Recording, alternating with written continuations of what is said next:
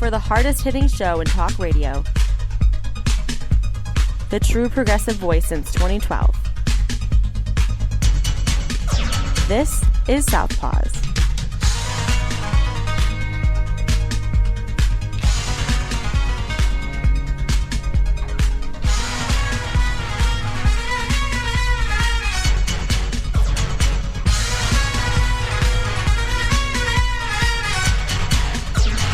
And welcome to Southpaws on the Pacifica Radio Network. We are the leaders of the revolution. My name is Darren Gibson. I am your host today. We're going to be talking about the latest shootings across the country, including Chesapeake, Virginia at the Walmart and at the Club Q in Colorado Springs, Colorado. We're also going to talk some Michigan history, or at least Michigan politics making history, as Governor Gretchen Whitmer has appointed the first black woman to the Michigan State Supreme Court. So that is indeed a very joyous occasion. And we have to talk about some January 6th stuff as well. Plus, we have a Hammer Time segment today. A packed show. Let's get into it. But before we start, a couple of reminders that you can follow us on social media by going to facebook.com/Southpaws Radio Show. You can follow us on Twitter at Southpaws Radio. You can follow us on Tumblr at southpawsradioshow.tumblr.com. You can follow us on YouTube by doing a search for Southpaws Radio. And you can become a patron of the show by going to patreon.com/Southpaws Radio. You can listen to the show anytime at Apple Podcasts, Spreaker, Stitcher, Google Podcasts, Podcast Addict, Podvine, and Pandora by doing a search for Southpaws. Once you found our logo, you found us. We send links to our weekly episodes to our Facebook, Twitter, Tumblr, and YouTube accounts. You can listen to us on Global Community Radio Channel 1 every Saturday night at 11 Eastern. And you can listen to us on great Pacifica stations, including KCEI in Taos, New Mexico, KZGM in Kabul, Missouri, and KEPJ in San Antonio, Texas. Be sure to listen to us there. I actually had a conversation with Kevin at Global Community Radio earlier this week. I noticed that the last couple of our episodes had not been downloaded, and apparently they've been having some sort of issues with their computer that does the download. So fear not, we are still on Global Community Radio. As a matter of fact, they took our November 18th show. So we really appreciate all of the stations that carry us. If you're carrying our show and we don't give you proper credit each week, it's probably because you're taking us on an automatic download and we don't know what call letters are affiliated with the ISP signal that that shows up on the downloads. So if you are carrying us on an automatic download, please reach out to me, southpawsradio@gmail.com, and we'll make sure to mention your radio station on the air at the beginning of every episode. I want to go to some personal business before we get into today's show. I received some bad news a few days ago. A former television and radio colleague of mine passed away. For those of you that listen to us locally in the Grand Rapids area and have listened to us pretty much since the beginning, then you know who Bill Freeman is. Bill Freeman, I first worked with him at Wood Television when I was an intern there. And then that internship turned into a part-time job for me. And Bill was doing the Freeman Files when I was there. And by the time I had left, they had taken Bill off of the air, and he had become the assignment editor for the newsroom. Now, what does an assignment editor do? An assignment editor does a lot of things. They pretty much organize how each newscast is going to be as far as what stories are covered. So they organize the press releases that come in for events that are happening days, weeks down the road. They're also answering the phone for news tips. They're listening to the police scanners. They're scouring for news stories, checking the wire services, everything. An assignment editor job is not very easy to do, and you have to be very organized and very skilled to do that. After a few years, Bill ended up leaving Wood TV, and he ended up doing radio at WGVU at first. I reunited with Bill because I had left Wood TV in 1991, and I ended up reuniting with Bill in 2012 when Southpaws was picked up by, at the time, the Pacifica affiliate that covered the Grand Rapids area, which is WPRR. They are no longer a Pacifica affiliate. They no longer carry any political programming of any sort whatsoever, especially not anything progressive. Sorry, Tyrone, it's the truth. But when we were brought in, when Jim Gerner and I were originally brought on to that station, Bill Freeman was co-hosting a show called Faith and Reason with Fred Wooden. And Fred is a retired senior pastor of Fountain Street Church. Bill was a pastor at the time. Bill became a pastor after the September 11th attacks. And I was not aware that that was the impetus for him to basically totally change careers at that point of his life. Well, Bill ended up leaving the radio station right about the time that I had taken over as program director, probably about a year before I took over, because he had gotten a job as a pastor, I want to say in San Francisco, California. And Bill, being quite the liberal and everything, caring about other people, especially the LGBTQ community, I mean, he did some powerful stuff here. For the very brief period of time under Michigan Attorney General Bill Schuette, which we call him Bill Schuette around this show, at the time that gay marriage had become legal, until the injunction was filed, Bill Freeman performed about 50 or so same-sex marriages while that time window was still open, because he knew that the appeal was coming from Michigan Attorney General Schuette at that time. So, and isn't it funny that Bill and I both know Bill Schuette from the fact that Bill Schuette's wife used to be an anchor at Wood Television in the 80s. So we both worked with Bill's wife. So there you go there. So anyway, Bill ended up leaving Grand Rapids and he went to California, running a couple of churches out there. I had just found out recently that Bill passed away. Apparently he had cancer. I'm not sure what type of cancer he had. I found out about it through a mutual friend. I'm actually kind of surprised that nobody from the station reached out to me. But then again, anybody that I would have worked with at that time was all gone from the station. So, but I want to read you Bill's obituary here. And like I said, this is personal to me because I've known Bill a long time, 30 years, over 30 years. And Bill genuinely cared about people. Just look up Bill Freeman, pastor, on the internet, and you'll find out stories about him in California trying to help homeless people out there, the gay marriages that he did here in Michigan. I mean, he really cared about people, especially the downtrodden. So I want to read the obituary for Bill Freeman that was published on MLive just a couple of weeks ago. MLive is the parent publication to the Grand Rapids Press, or as we call it on this show, the Grand Rapids Mess. Here's the obituary. William Stanley Freeman, 68, passed away from cancer on Sunday, October 30th, 2022, at his home in Los Angeles, California. He was born in Grand Rapids, Michigan, to the late Cecil Myron and Winona Jane Freeman. He graduated from Western Michigan University with a degree in communications and worked as a TV reporter for Wood TV, was a radio talk show host, and created Freeman Magazine. He followed the call to ministry after 9/11, graduated from Western Theological Seminary in 2005, was ordained in the United Church of Christ, and served several churches in Michigan and California. He was an activist for LGBTQ plus rights, economic justice, and support for the unhoused. He wrote many letters to the editor and spoke at city council meetings. Bill will be deeply missed by his wife Kathleen, daughter Erin, sisters Linda and her husband Art Hunt, Jackie and her husband Kurt Aldridge, brother Robert, stepchildren Amy and David Brasser, and Corey and Holly Vanderyacht, and their children, as well as nieces, nephews, his Aunt Phyllis Collar, and many friends and parishioners. A service in celebration of Bill's life will be held on Monday, December 5th, 2022 at 2 p.m.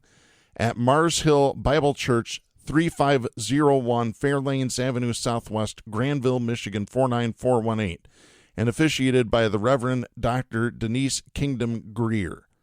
Donations in Bill's memory may be made to your local provider of resources for the unhoused or the American Cancer Society.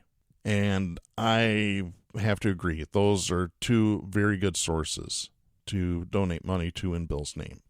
Bill was a very funny man. He had his serious moments.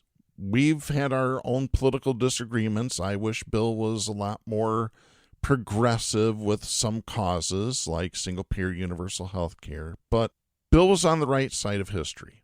Bill, you were a good man, and you're going to be missed by your family, your friends, and your colleagues in both television and radio. And I felt it was necessary to mention the passing of Bill Freeman on this show. So with that, let's go on to our topics for today. There have been a couple more shootings in the last week or so. This is becoming the norm here, unfortunately, in this country, for those of you that listen overseas.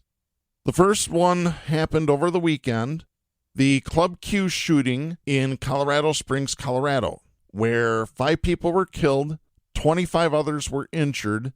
Apparently, many of the injured received their injuries trying to escape the building.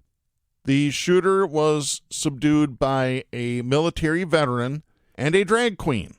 He looked pretty bad in his court appearance earlier this week. He had been beaten around the face pretty good, and he deserved every punch that he got. My opinion. Sorry. It's the truth, though. That's how I feel. These people, these evil, violent, conservative traitors, because you know he's conservative, they deserve to get their ass beat. They deserve worse. They really do. When you perpetrate violence like this, everybody criticizes me about, oh, you still believe in the death penalty. Well, like I said on this show a few weeks ago, the reason I still support the death penalty is 2 words: Marvin Gabriel. Look him up on Wikipedia. You'll find out what evil personified is. And it's the same with this shooter in Colorado Springs. Now, here's the thing, is that the shooter, and we're not going to mention his name, he receives enough publicity as it is, but his grandfather is outgoing Republican California Assemblyman Randy Volpel of East San Diego County. Now, Volpel is a maggot who compared January 6th to the Revolutionary War. So you really think that this kid that did this shooting is a liberal in any way? No. His defense attorneys at his preliminary hearing said that he considers himself non-binary. Well, that doesn't mean that his political leanings are one way or another, because there are people who are gay, who are trans, that support Republicans. Caitlyn Jenner, perfect example. And Caitlyn Jenner doesn't understand that the Republicans would eliminate her, would wipe her out, if they ever got into any sort of power and consolidated power, because that's what they do. That's the playbook they follow. You know, we talk about the Holocaust, and we talk about the 6 million Jews that were killed. What's not mentioned are the others that were killed: the gypsies, the Catholics, the homosexuals. Look it up, folks. It's history. Because guess what? These people, these conservatives, view trans people and people in the LGBTQ community as God's mistakes, although they claim God never makes mistakes. Something happened to them. They failed to follow God or whatever. Give me a break. No, these people will use religion to justify committing atrocities on people. They have, and they will. History has proved this over and over again. I mean, Jack and I talked about it on our last show. You know, there are certain things that are true. Carlin said it. The history of this world is stained with blood from religion. Religion is the number one cause of death throughout history. The Crusades, the Inquisition, all the holy wars in the Middle East. Think about it. Carlin was right. Hey, if you read history, you realize that God is one of the leading causes of death. Has been for thousands of years. Hindus, Muslims, Jews, Christians, all taking turns killing each other because God told them it was a good idea. The sword of God, the blood of the Lamb, vengeance is mine. Millions of dead motherfuckers. Millions of dead motherfuckers, all because they gave the wrong answer to the God question. You believe in God? No. Dead. You believe in God? Yes. You believe in my God? No. Dead. My God has a bigger dick than your God.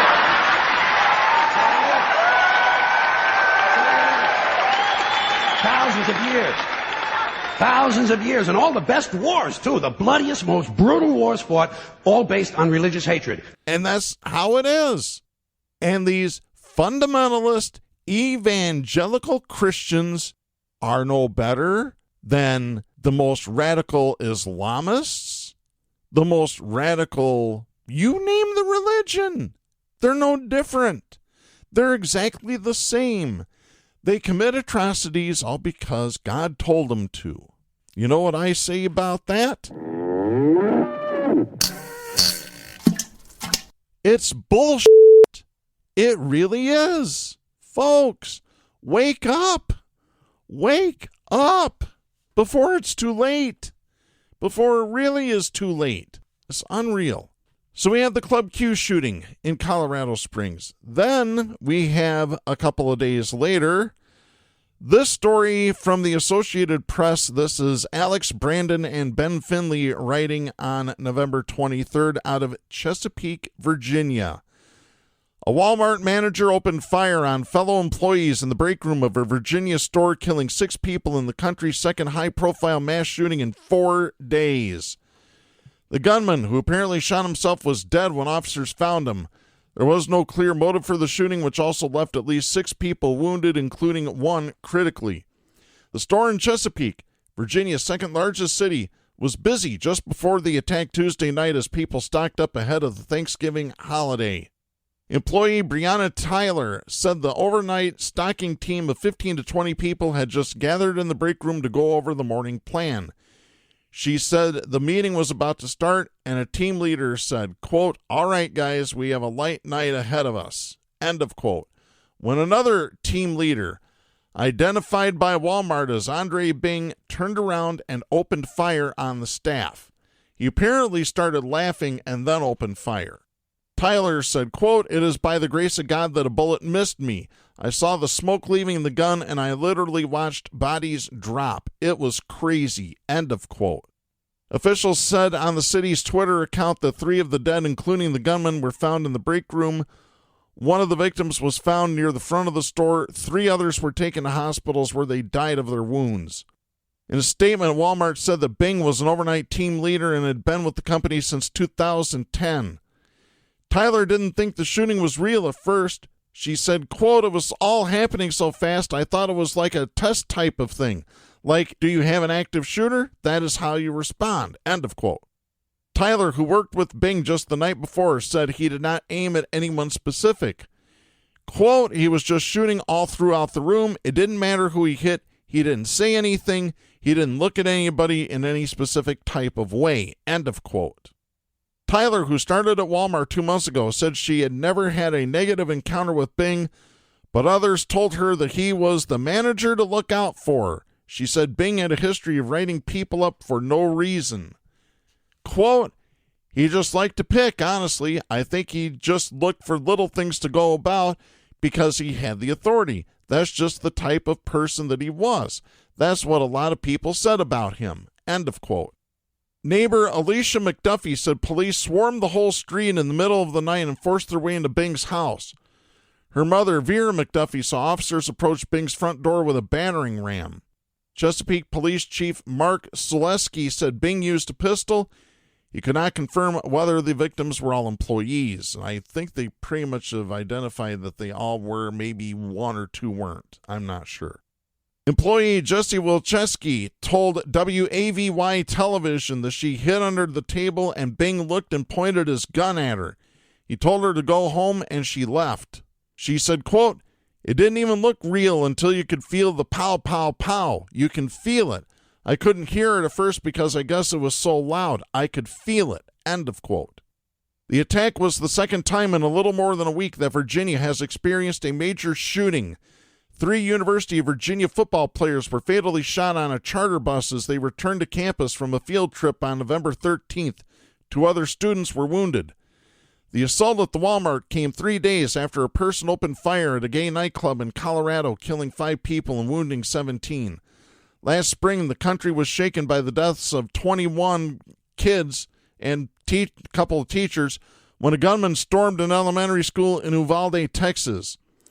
Tuesday night's shooting also brought back memories of another at a Walmart in 2019 when a gunman who targeted Mexicans opened fire at the store in El Paso, Texas, killing 22 people. A database run by the Associated Press, USA Today, and Northeastern University that tracks every mass killing in America going back to 2006 shows the number of mass killings this year has been about average despite recent shootings that have captured public attention, which I'm actually surprised. I figured it'd be more just because of all the violence that's been going on.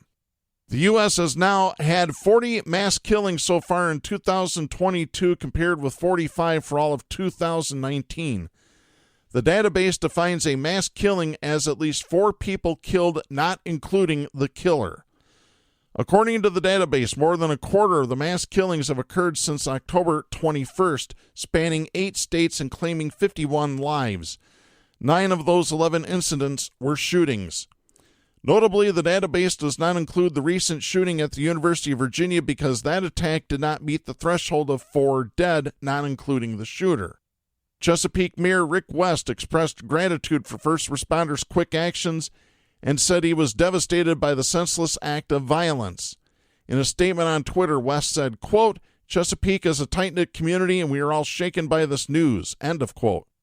President Joe Biden tweeted that he and the First Lady were grieving for the victims' families.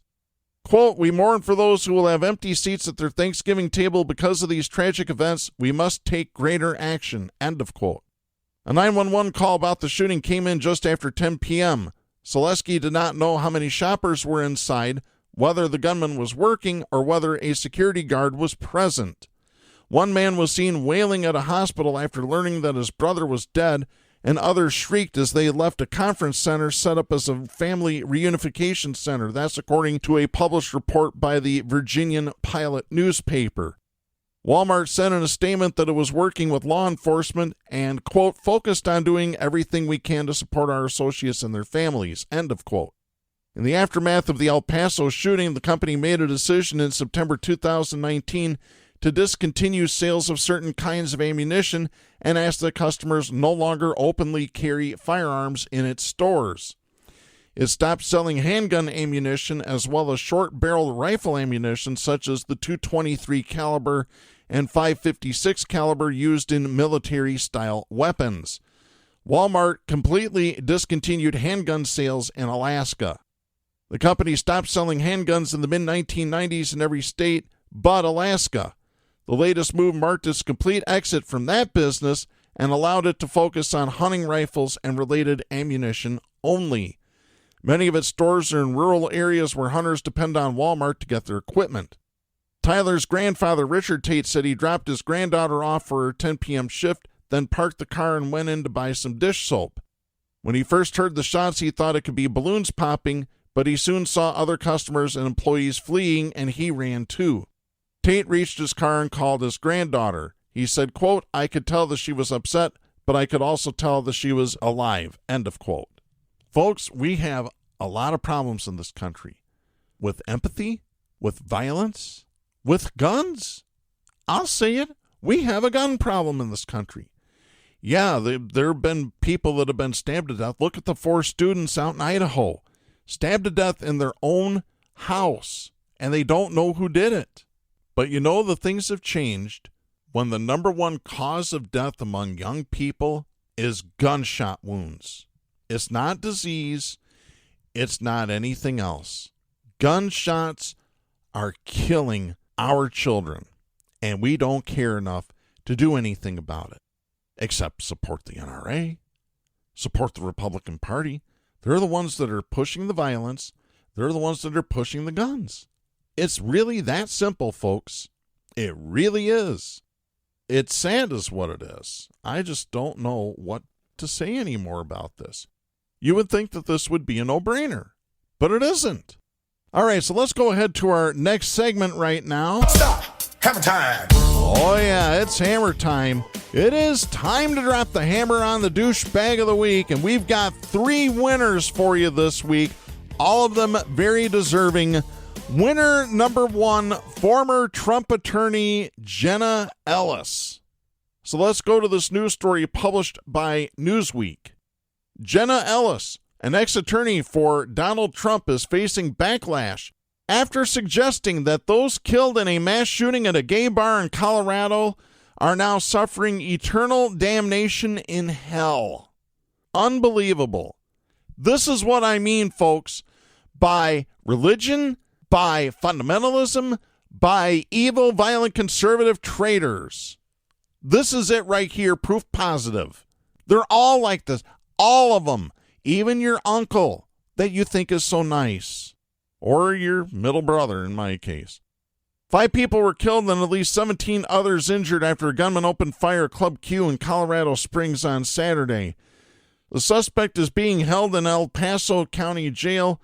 Many have blamed the shooting on an increase in virulent anti-LGBTQ rhetoric, which has been recently focused on baseless accusations that the LGBTQ community is grooming children to be sexually abused or to become gay or transgender. Can you believe this? Absolutely nuts. They are. They're all nutty. All the conservatives are nutty. Cuckoo, cuckoo. Ellis, who was previously warned that an unnamed they might, quote, try to cancel Christianity, end of quote, said during the Wednesday edition of the Jenna Ellis show, wait a minute, she has her own show? Spewing this hatred? Unreal. She said that the far greater tragedy of the shooting was her assumption that those who lost their lives at Club Q had, quote, not affirmed Jesus Christ as the Lord of their life, end of quote, and were burning in hell after being killed. Ellis said, quote, there is no evidence at all that they were Christians. So assuming that they were not, that they had not accepted the truth of the gospel of Christ and affirmed Jesus Christ as the Lord of their life, they are now reaping the consequences of having eternal damnation. They are now in eternal separation from our Lord and Savior, Jesus Christ. Yeah. They are. Like I said, they're all nuts.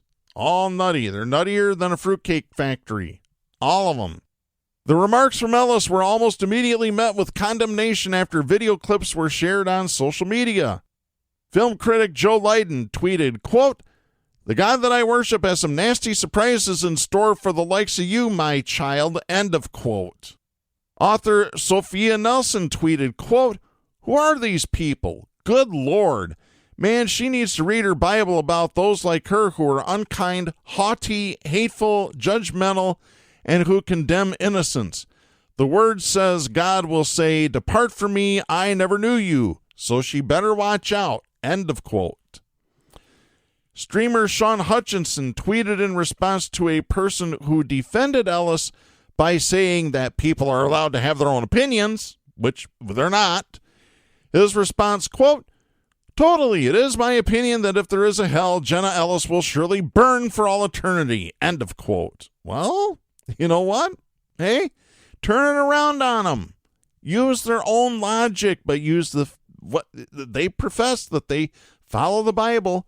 No, they cherry pick it. A book of fiction wrote by man 2,000 years ago to control other men and all women.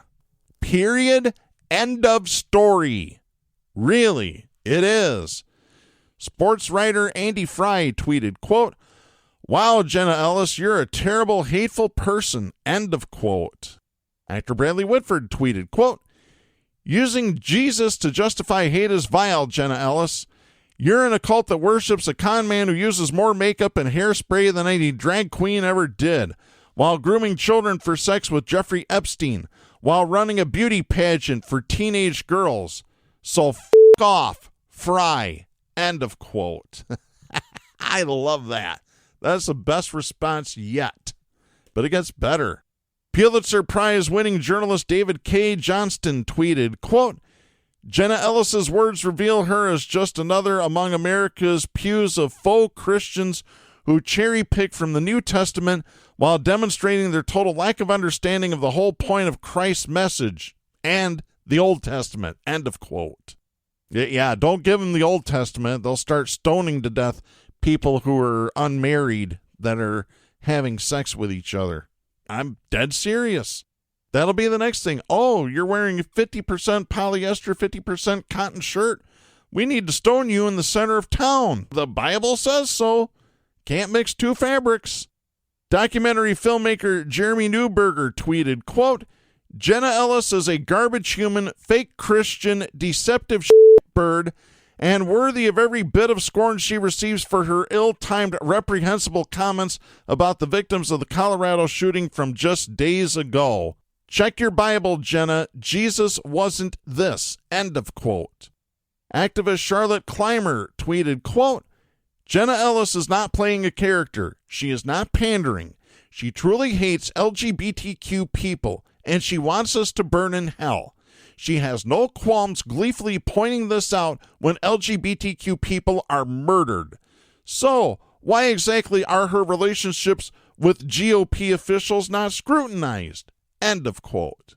Ellis responded to some of the backlash by insisting that she had not done anything wrong, arguing that she was not judging the victims and only promoting, quote, literally what the Bible teaches. End of quote. Well, guess what, Jenna? The Bible also teaches, hate the sin, love the sinner. You're not doing that. You really aren't. She responded to Clymer's tweet by calling it, quote, utterly false, end of quote, and saying that claims she is gleeful about LGBTQ deaths are disgusting lies. Newsweek has reached out to the Jenna Ellis show for comment. I doubt they hear anything from her. But she's free to run her mouth on her show, free to run her mouth on Twitter. You know what? This woman absolutely deserves douchebag of the week. So, winner number 1, Jenna Ellis. Winner number 2, Elon Musk, for reinstating Donald Trump on Twitter. This is the 3rd week in a row that Elon Musk wins douchebag of the week. Winner number 3, Republican Representative and presumably Speaker of the House, Kevin McCarthy out of California, because he wants to strip Representative Ilhan Omar of Minnesota, the Democrat, of her committee assignments because of comments that she's made about Israel and everything else. McCarthy also wants to remove Adam Schiff and Eric Swalwell from the House Intelligence Committee. He wants to remove Omar from the House Foreign Affairs Committee. McCarthy, along with several other Republican lawmakers, have said for months that the 3 Democrats should be removed from their committee because of past statements regarding Israel, China, and Russia. Well, I just got to say this. No, if anybody should be stripped, it should be McCarthy. He's been stripped of his sanity. So to our 3 winners this week, we have this message for you. Don't be a douchebag. Yeah, that's right. All 3 of you need to stop being evil, violent douchebags. Because that's all that you are, folks. That's all that you are. All right, let's go ahead and continue on to our next story. Some history was made in Michigan politics just earlier this week. This is Joy Capoletti and Ed White writing for the Associated Press. This is dated November 22nd out of Lansing, Michigan. Kyra Harris Bolden will become the first black woman to serve on the Michigan Supreme Court as Governor Gretchen Whitmer announced on Tuesday, choosing a young lawyer who lost a close election just 2 weeks ago. Bolden will take the seat of Justice Bridget McCormick, who announced in September that she was resigning by the end of 2022 with 6 years left in her term. During a news conference at the Michigan Supreme Court, Governor Whitmer said that Bolden, quote, will be bringing a unique perspective that has too long been left out, not only as a black woman, but also as a new mom. End of quote. The 34-year-old Bolden is currently a state lawmaker from the Detroit area. She has been a licensed lawyer for only 8 years. She was a Democratic nominee for the Supreme Court in the November 8th election, but finished third in a race for 2 seats. So the 2 incumbents on the Michigan Supreme Court were reelected, one Republican and, of course, Democrat Richard Bernstein. Bolden will join the court in January after her House term expires. Democrats will continue to have a 4-3 majority on the court. She acknowledged her family and, quote, the countless black women on whose shoulders I stand, end of quote. Bolden especially mentioned her great-grandfather, who was killed in 1939. She said, and by the way, she has referenced him in her ads when she was running for Michigan Supreme Court. Bolden said, quote, in just a few generations, our family has gone from lynching to law school, from injustice to a capital J justice. This is the greatness of possibility in our country, end of quote. 2 black women, Detroit area judges Denise Langford Morris and Deborah Thomas, had sought Supreme Court seats in past elections, but didn't win. Black men from both political parties have served as justices, the last being Curtis Wilder, a Republican who lost his seat in the 2018 election. McCormick served as Chief Justice until this week when members of the court chose Justice Elizabeth Clement to take over. McCormick described Bolden as, quote, smart, savvy, and hardworking, end of quote, and told her that while the job isn't always going to be easy, quote, it's always going to be vital to our system of constitutional democracy. On a personal note, as I leave the court after a decade of being privileged to serve, I find it very satisfying to see the next generation of judges like Kyra Harris Bolden assume the bench, end of quote. If Bolden wants to keep the seat through 2028, she must run in the 2024 election. So that's something that's in Michigan law. If somebody is appointed a Supreme Court justice, they serve the term until the next general election, and then they serve out the term of the person they took over for if they win election. So that's how that works in the state of Michigan. Bolden also worked as a lawyer in civil litigation before her 2018 election to the House. Bolden also worked for a Wayne County judge and was a court-appointed defense lawyer in a Southfield court. So she's got a good pedigree. Congratulations to her for being the first black female on the Michigan Supreme Court. Another glass ceiling has finally broken in Michigan. It's about time. And part of the reason that this was responsible, that the re-election of Governor Gretchen Whitmer and everything else, and control of the state legislature, both houses, by the Democrats, have all been made possible, as I mentioned a couple of weeks ago, on redrawn lines that were made fair and square. And the Associated Press has a story about it. This is by David Lieb. This is dated November 22nd. Democratic candidates for the Michigan House and Senate won a majority of votes this year, translating into their party winning control of both legislative chambers. That may seem like a natural result, but it hasn't been in previous elections. While Democrats also won a majority of votes in 2018 and 2020, Republicans won majorities in the legislature. The difference this time? Candidates ran in new districts drawn by a citizens commission instead of ones crafted by Republican lawmakers that were designed to help keep their party in power. There it is, folks. It's called gerrymandering. Nancy Wang, executive director of Voters Not Politicians, said, quote, Michigan went from some of the most extremely gerrymandered maps to some of the country's fairest maps. And now we have a perfect alignment between the votes that voters cast and the officials that were elected into office. End of quote. Her group spearheaded a successful 2018 ballot initiative that changed the way Michigan's legislative districts are drawn. An Associated Press analysis of election data indicates that Michigan's new state legislative districts reduced the built-in advantage Republicans had enjoyed over the previous decade.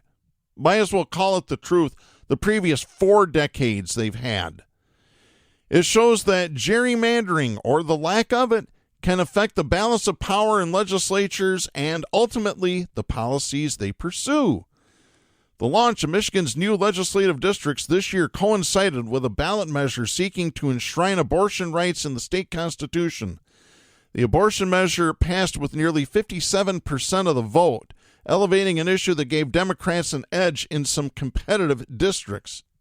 Republican House Speaker Pro Tem Pamela Hornberger, whose roughly 300-vote loss in a state Senate race was the closest statewide, said that abortion, quote, was definitely a factor in my race and most likely in every race across the state, end of quote. Recently re-elected Democratic Governor Gretchen Whitmer already is talking about working with Michigan's new Democratic legislative majority to fully rescind a 1931 law that bans abortion and to codify same-sex marriage rights, 2 issues that gained little traction in the Republican-led legislature. The legislative flip in Michigan was part of a strong showing for Democrats at the state level in this year's midterm elections. Wins in legislative or governor's races also gave them full control of the government in Maryland, Massachusetts, and Minnesota.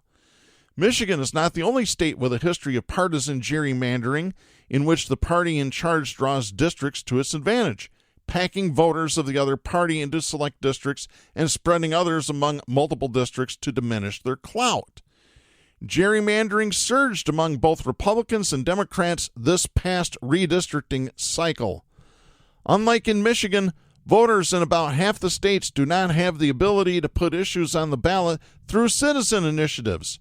So similar redistricting initiatives can't be pursued in Democratic-dominated Maryland or be used to check the power of Republican-led legislatures in North Carolina, Texas, and Wisconsin, where partisan maps all have faced lawsuits. For the past decade, Michigan's legislative elections were held under maps enacted in 2011 by a Republican-led legislature and governor. Those districts gave Republican candidates one of the largest advantages in the nation. That is according to a prior Associated Press analysis that used a mathematical formula to illustrate potential instances of gerrymandering. That formula shows the maps used in the 2022 elections were nearly politically neutral. So there's your proof, folks. In 2018 and 2020, Democratic candidates received a slight majority of the total state House votes, yet Republicans won a 58-52 House majority each year. Democrats also received more votes for the Michigan Senate in the last election in 2018, yet Republicans won a 22-16 majority under the maps they had drawn. A constitutional amendment approved by voters in 2018 established the Michigan Independent Citizens Redistricting Commission and stripped lawmakers of their redistricting responsibilities. The measure required a 13-member panel, randomly selected from a pool of applicants, to consider partisan fairness as one of several criteria for drawing maps. The process kicked in with the 2020 census. Now, let me add that the commission in Michigan has to be comprised of 4 Republicans, 4 Democrats, 5 independents. Were it not for the new districts, Macomb County Commissioner Veronica Kleinfeld, a Democrat, said she probably would not have run for the Senate, but she seized the chance when a new map combined parts of 2 previous districts to create a new district in the northern Detroit metro area. Kleinfeld defeated a Republican incumbent who was trying to represent the new district. Kleinfeld said, quote, "The opportunity to flip the Senate for the first time in 38 years was something that I couldn't just walk away from," end of quote. Hornberger's quest for a newly created Senate district pitted her against Democratic State Representative Kevin Hurdle. Like other Michigan races this election, their contest drew unprecedented spending from Democrats seeking to take control of the chamber. Democrats attacked what Hornberger described as a mistaken vote against a bill about reporting child abuse that she later reversed, while Republicans attacked Hurdle over an unpaid tax bill from years ago. Hornberger said she was disgusted by the tone of the campaign. She said, quote, "It just goes to show you how absolutely critical it is to have that power in Lansing, Democrat or Republican," end of quote. She added, quote, and the amount of money we will spend and the horrible things we will do to each other to get it, end of quote. Yet Hornberger said she considers the maps drawn by the Citizens Commission to be fair. Well, she won't get invited to any Republican dinners anytime soon. And it's because the Republicans don't want to hear the truth, even from their own people. They want to hear the lies. They want to hear the echo chamber because that's what they believe. It's cognitive dissonance and confirmation bias all wrapped up into one. An analysis conducted for the commission when the maps were adopted projected that if Democrats received 52.3% of the vote, they would win a 20 to 18 Senate majority and a 57 to 53 House majority. The actual results tracked almost exactly with that ratio. Democratic legislative candidates received just under 51% of the total statewide votes. Democrats won a 20 to 18 Senate majority and a 56 to 54 House majority. Dustin Witches, a Democratic commissioner, said, quote, honestly, I think we did a pretty decent job, end of quote. Republican Commissioner Douglas Clark and nonpartisan Commissioner Rebecca Zetala also said they were pleased that the percentage of seats won by each party aligned so closely with the percentage of votes they received. Zetala said, quote, to me, a fair map is a map that reflects the will of the voters, end of quote. Partisan balance can be achieved through a mixture of lopsided districts favoring Democrats and Republicans or with districts containing a more bipartisan split among voters. Commissioners said it wasn't their goal to create more competitive districts, but it was a byproduct in some cases.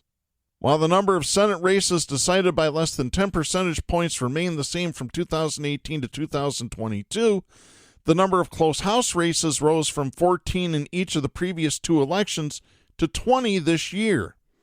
Clark said, quote, depending on the issues of the election and depending on the candidates, some of these districts can go either way. They can go Republican or they can go Democrat. In this instance, in this election, more of them went Democrat. So I think we have to accept those results. That's what the people wanted. End of quote. And that's just exactly what they wanted. Because they voted overwhelmingly to pass the proposal to have the districts redrawn by a commission, an independent commission. And we're going to go to our last story for today. This is Quinn Owen and Alexander Mallon writing for ABC News dated November 23rd. A Washington, D.C. jury began deliberations Tuesday in the seditious conspiracy case against Oath Keepers leader Stewart Rhodes and 4 other associates in connection with the January 6, 2021 attack on the U.S. Capitol. Rhodes and his alleged co-conspirators are charged with disrupting the peaceful transfer of power by conspiring to oppose by force the certification of Joe Biden's Electoral College victory, among other multiple felonies. Rhodes himself did not enter the U.S. Capitol that day and maintains that his group only intended to provide security and medical aid to those attending multiple pro-Trump demonstrations around the city. Prosecutors have spent months putting on their case, documenting what they said were the conversations, messages, and actions of the defendants leading up to their involvement with the events of January 6th and alleged efforts to cover up their criminal activity afterward. Rhodes, a Yale Law School graduate who founded the Oath Keepers militia in 2009, sent increasingly frantic messages to members of the group following the 2020 election about their need to be prepared to prevent Biden from taking office. That's according to government prosecutors. In a November 5th message shown by prosecutors, Rhodes said, quote, we aren't getting through this without a civil war, end of quote. Rhodes took the rare step of testifying on his own behalf during the trial and told the court he continues to believe that the 2020 election was illegitimate, citing an unfounded theory that pandemic safety measures unconstitutionally affected voting. Relying on testimony from the FBI, prosecutors alleged that Rhodes worked between the election and January 6 to rally his troops, many of them former law enforcement and military service members, and spent thousands of dollars on weapons and equipment as he traveled across the country toward Washington. Prosecutors said that Rhodes wrote in a December 11th message to other Oath Keepers, quote, it will be a bloody and desperate fight. We are going to have a fight. That can't be avoided, end of quote. Over dozens of hours in the D.C. federal courthouse, prosecutors have worked to reach the high bar of proving to the jury that the 5 defendants, Rhodes, Thomas Caldwell, Jessica Watkins, Kenneth Harrelson, and Kelly Meggs, all engaged in a conspiracy to forcibly oppose the execution of laws governing the transfer of presidential power. The government attempted to preempt innocent explanations for the defendants' actions with evidence they said shows Rhodes and his associates would continue plans to disrupt government operations following January 6th. In a message presented by the government, alleged co-conspirator Meggs wrote the night of January 6th, quote, "We aren't quitting, we're reloading," end of quote. Rhodes continued posting about a violent revolution and spent thousands of dollars on firearms and related equipment in the days after January 6th. That's according to records presented by government prosecutors. If convicted on the seditious conspiracy charge, they could face a maximum of 20 years in prison, though all 5 members face a range of other felonies that could carry hefty prison sentences as well. You know what I'd charge them with? I'd charge them with treason, and then I'd execute them on live national television and say, this is what happens when you try to overthrow the government. It'll put an end to a lot of it, I guarantee it. Alleged Oath Keeper co-conspirator Jessica Watkins said in testimony last week that she accepted responsibility and regretted some of her actions inside the Capitol on January 6th, despite claiming credit for storming the building and calling it a patriot movement on social media after the fact. After making her way through the crowd at the grand double doors on the Capitol building's eastern side, which she described as similar to being at a Black Friday sale, I doubt that, Watts found herself in the middle of a mob, crammed into a hallway leading further into the Capitol building. Metropolitan Police Department Officer Christopher Owens, who testified earlier in the trial, was at the other end of the hallway with fellow officers physically keeping the mob from advancing. Watkins admitted to yelling "push" and testified that she now regrets it and didn't realize what was happening at the front of the group. Watkins said, quote, "I take full responsibility for what happened in this hallway. I know it opens me up to criminal liability. I'm going to get charged for it. I get it." End of quote. The officers ultimately held the line, but Watkins and others remained inside the Capitol building before she left to help carry out someone who had been hit in the face with pepper spray. Watkins described being excited upon entering the Capitol. Even after the incident in the hallway, she can be seen on Capitol security camera footage smoking some sort of pen-sized item. She later told the FBI that she had smoked marijuana inside the building. Watkins said, quote, "It felt like a historic moment. We were making history, and I wasn't absorbing the fact that we are not only trespassing, but we're trespassing in one of the most secure buildings in the world." End of quote. But prosecutors circled back to the political nature of Watkins' views, especially as they concerned the 2020 election, suggesting Biden's victory may have been threatening to her and her alleged co-conspirators. Adding that she was more concerned about what might happen, Watkins said, quote, "The election itself wasn't a threat after the inauguration," end of quote.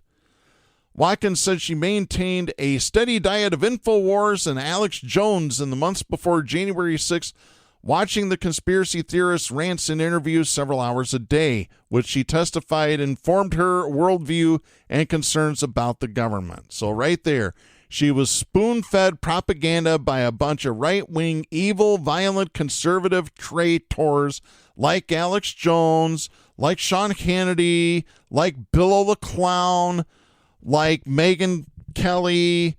Who's the other one? Laura Ingraham. Yeah, Eddie Schultz had the best phrase for her. This right-wing slut, what's her name, Laura Ingraham? Yeah, she's a talk slut. Yeah, there you go, Eddie.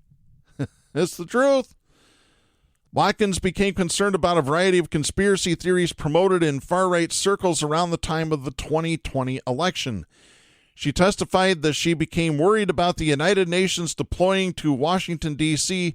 to ensure Joe Biden took office, then forcibly taking guns from Americans, mandating COVID-19 vaccinations, and allowing a possible Chinese invasion from Canada.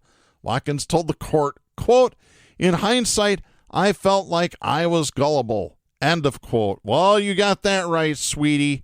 Unbelievable.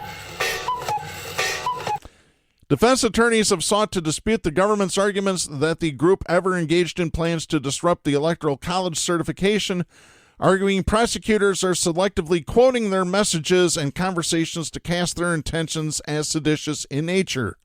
Oh, really? Well, here's what I think about that.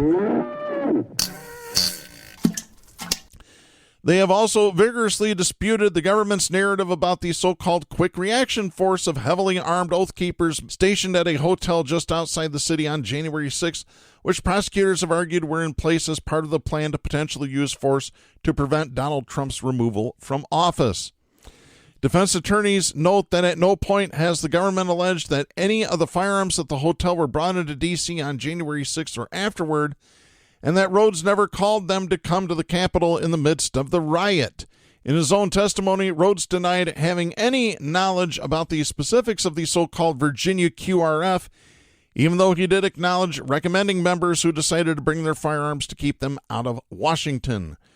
Rhodes in particular has leaned heavily into his defense that he was never calling for anything unlawful in his public and private pleadings to have Trump mobilize the militia by invoking the Insurrection Act. Attorneys for the defendants attempted to break the line prosecutors drew between the election and the Capitol siege, regardless of their clients' far-right political views. Rhodes' attorney, James Bright, said, quote, "Yes, things were said. It was heated rhetoric, horribly heated rhetoric, bombast, inappropriate," end of quote. But Bright contended none of this talk amounted to any sort of January 6th plan to stop official government proceedings. Meg's attorney, Stanley Woodward, similarly sought to undermine the idea that a coordinated effort took place between the defendants on January 6th, while arguing that any coordination that was done involved providing security to VIPs who were speaking at events that day. Woodward said, quote, "We don't take lightly the events of January 6th, but we do take issue with the government's characterization of what happened that day," end of quote. Both Bright and Woodward condemned the violence and destruction that had happened in and around the Capitol on January 6th, while maintaining it was not at the fault of their clients.